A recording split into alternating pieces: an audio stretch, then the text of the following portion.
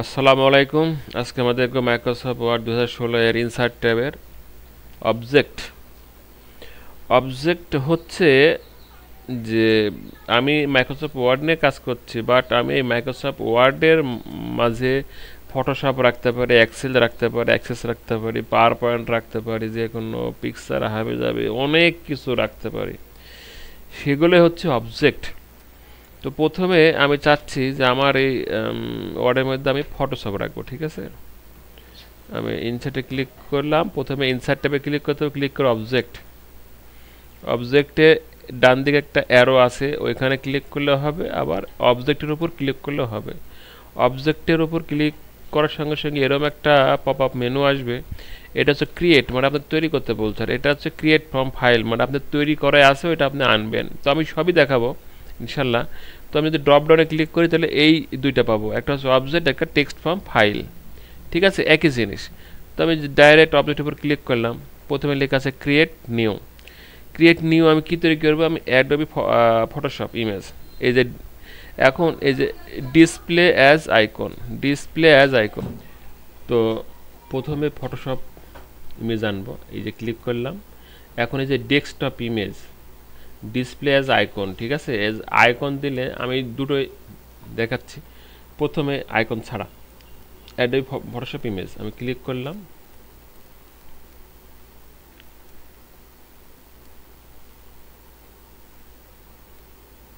Adobe Photoshop open হবে। এটা কিন্তু আপনার পিসিতে কিন্তু ইনস্টল থাকতে হবে। এই যে মাইক্রোসফট এমএস ওয়ার্ড এখানে চাচ্ছে, ওকে দিয়ে দিলাম, বাস। মনে করেন এখানে আপনি ছবি এডিট করলেন, ঠিক আছে। ছবি এডিট করলেন, করার পর এটা ক্লোজ করে দেবেন, ক্লোজ।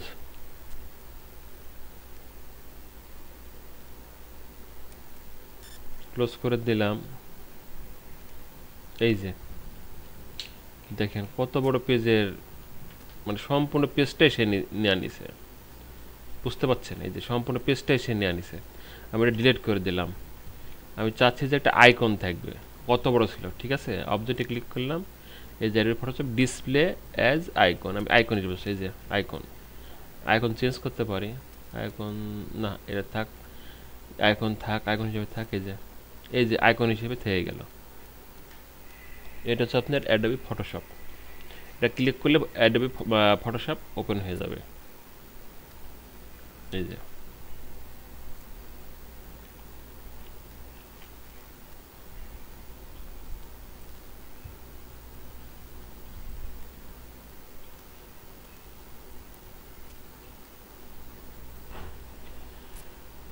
তো এটা আমি ক্লোজ করে দিলাম।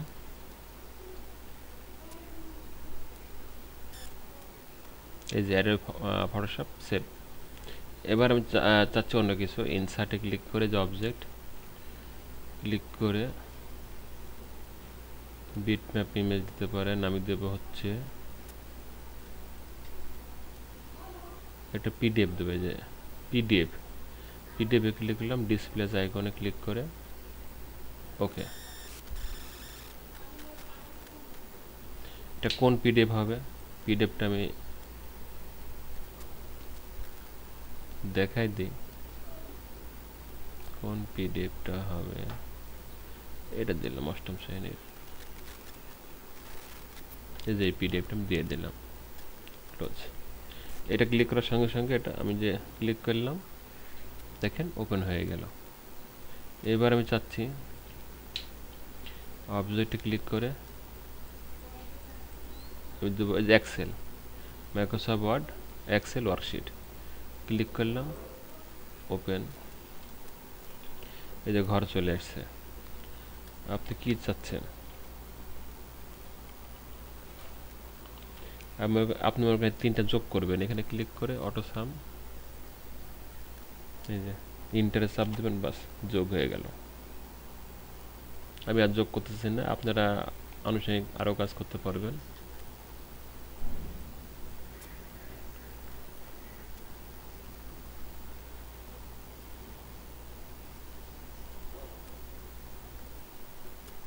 এই যে এটা ক্লোজ করার দরকার নেই, সাইডে ক্লিক করলে এটা ক্লোজ হয়ে যাবে, ঠিক আছে। এটা এক্সেল। ইনসার্ট অবজেক্ট, এক সেকেন্ড, আমি মনে হয় ডিসপ্লে আইকন দিই নাই মনে হয়, তার জন্য এই সমস্যা হয়েছে। বুঝতে পারছি,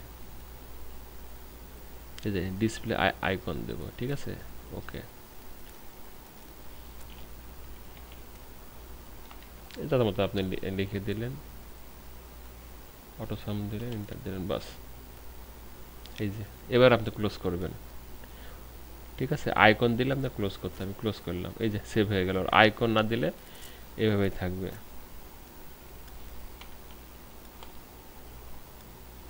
এবার আমি যাব ইনসার্ট ট্যাবের পাওয়ার পয়েন্টে গেলাম। ওকে, আমি সরি, আমি এটা ইয়ে দিব, আর ভুল হয়েছে, এটা আমি এটা আইকন দিব, অবজেক্ট,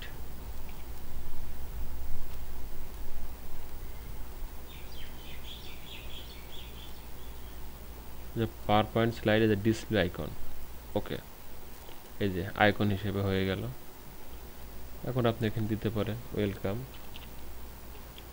এখানে আপনি অনেক কিছু লিখতে পারবেন, ঠিক আছে। আমি আর লিখতেছি না, ক্লোজ করে দিলাম, এটা সেভ হয়ে গেল।